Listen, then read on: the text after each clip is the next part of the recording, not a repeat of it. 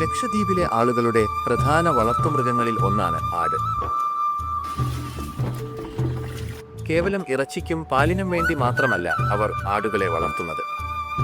ആട് വളർത്തൽ ദ്വീപിലെ ജനങ്ങളുടെ സംസ്കാരത്തിന്റെയും ജീവിത രീതിയുടെയും ഒരു പ്രധാന ഭാഗം തന്നെയാണ്. ലക്ഷദ്വീപിലെ കാലാവസ്ഥയും ഭൂപ്രകൃതിയും ആട് വളർത്തലിന് അനുയോജ്യമാണ്. ചെറിയ ദ്വീപുകളിൽ പരിമിതമായ സ്ഥലമേയുള്ളൂ എന്നതിനാൽ വലിയ കന്നുകാലികളെ വളർത്തുന്നത് പ്രായോഗികമല്ല. എന്നാൽ ആടുകൾക്ക് കുറഞ്ഞ സ്ഥലത്തു പോലും വളരാനും തീറ്റ തേടാനും സാധിക്കും.